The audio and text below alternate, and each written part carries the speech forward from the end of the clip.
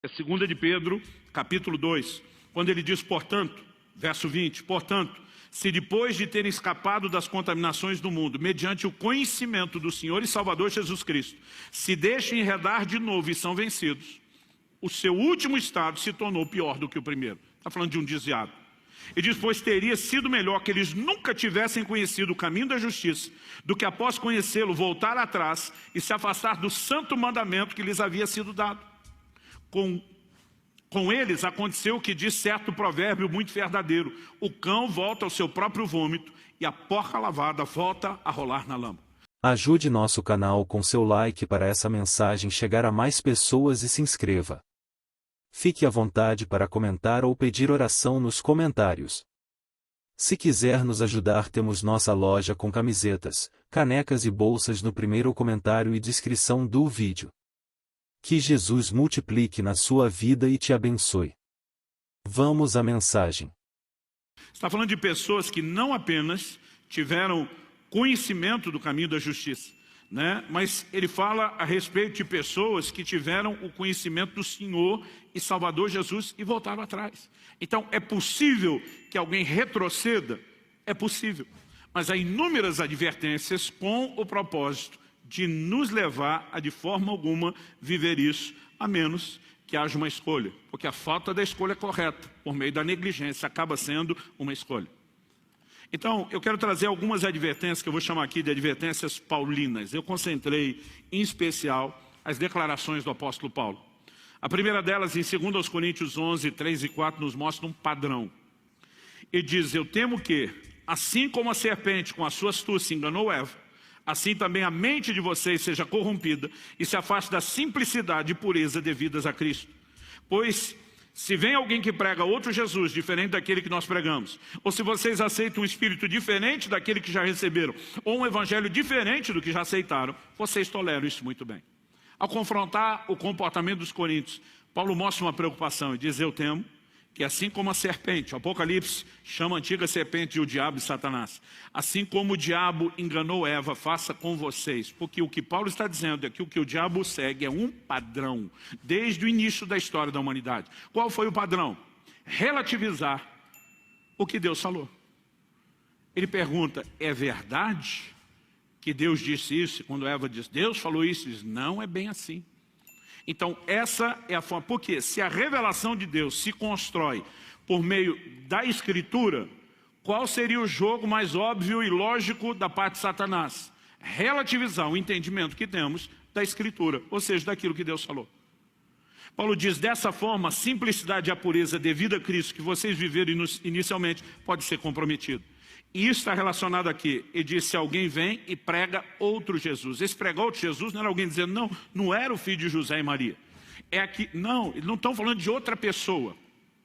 Mas porque descaracterizavam quem foi Jesus e o que ensinou, Paulo está dizendo, é outro Jesus. Isso não tem nada a ver com aquele que nós pregamos. Quando ele diz pregar um outro evangelho, não estava apresentando um plano de salvação diferente. Estavam mudando aquele que já havia sido apresentado, né? Quando ele simplesmente termina dizendo isso, né? Vocês recebem um evangelho diferente, ele está falando de modificações, de adaptações. Não se tratava de algo completamente novo. Aliás, a maioria das seitas e das heresias e religiões são distorções das Escrituras. Então, nós precisamos entender que precisamos do conhecimento de Deus fundamentado na Escritura, mas que a falta dele nos torna vulneráveis a uma ação maligna. Olha o que Paulo diz aos presbíteros de Éfeso. Eles têm uma reunião em Mileto. Paulo está viajando, ele chega perto de Éfeso. É como se alguém em viagem parasse, né, talvez em Campo Largo, e chamasse os presbíteros de Curitiba. A diferença é que a gente pensa um tirinho ali porque vamos de carro. Para eles a viagem era a pé. Então isso ficava um pouquinho mais complexo. Paulo chama em Mileto e tem uma conversa. Essa conversa é praticamente uma conversa de despedida. E nessa conversa, Paulo diz o seguinte, vou ler Atos 10, de 28 a 32. E diz a esses pastores, cuidem de vocês mesmos e de todo o rebanho no qual o Espírito Santo os colocou como bispos para pastorearem a igreja de Deus, a qual ele comprou com seu próprio sangue. Paulo diz, eu sei que, vou fazer uma pausa aqui, ele não está dizendo eu acho, talvez, pode ser, e diz eu sei, eu tenho certeza. que você tem certeza, Paulo? Que depois da minha partida, aparecerão no meio de vocês lobos vorazes que não pouparão o rebanho. E que até mesmo entre vocês se levantarão homens falando coisas pervertidas para arrastar discípulos atrás de si. Portanto, vigiem. Lembrando que durante 3 anos, noite e dia, não cessei de admoestar com lágrimas cada um de vocês. Paulo diz, foram 3 anos, noite e dia, com lágrimas e choro, criando fundamentação bíblica. E a hora que eu tirar o pé daqui, a bagunça começa. Paulo está dizendo, vigia. Agora, olha a frase final dele. Agora, pois, eu os entrego aos cuidados de Deus e a palavra da sua graça, que tem o poder para edificá-los e dar herança entre todos os que são santificados. E diz, eu os entrego a palavra, não só os cuidados de Deus de uma forma subjetiva, a palavra da sua graça. É ela que tem o poder de santificar, né? De dar herança a todos aqueles que são santificados, chamados pelo Senhor. Então, quando nós entendemos o posicionamento de Paulo, mostrando a importância das Escrituras, porque trabalhou tanto com elas, mas ao mesmo tempo mostrando, né, que era certo que aconteceria algumas daquelas, né, dificuldades, seriam distorções do Evangelho. Ele está tentando preparar a igreja para uma vida de fundamentação bíblica, aquele posicionamento, né, exigente de que se passe tudo pelo crivo da palavra.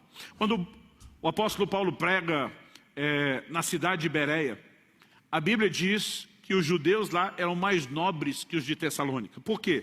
Tudo o que Paulo e Barnabé pregavam, eles iam conferir nas Escrituras para ver se era daquele jeito.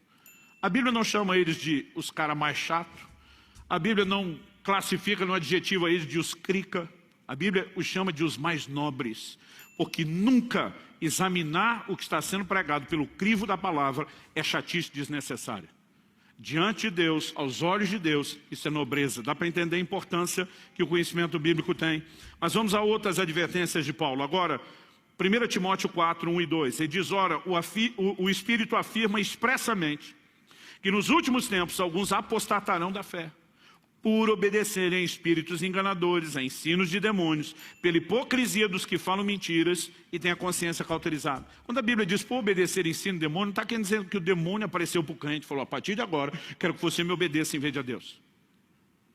Então, como que o ensino de demônio, né, de demônios, como que esses espíritos enganadores agem? O próprio termo enganador mostra que eles não vêm com cara de demônio.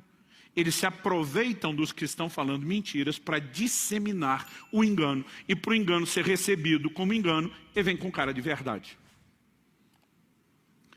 2 Timóteo, capítulo 4, agora do versículo 1 a 4. Diante de Deus e de Cristo Jesus, que é de julgar vivos e mortos, pela sua manifestação e pelo seu reino, peço a você com insistência, que pregue a palavra, insista, quer seja oportuno, quer não, corrija, repreenda, exorte com toda a paciência e doutrina, pois virá o tempo em que não suportarão a sã doutrina. Pelo contrário, se rodearão de mestres segundo suas próprias cobiças, como que sentindo coceira nos ouvidos. Eles se recusarão a dar ouvidos à verdade, entregando-se à segunda de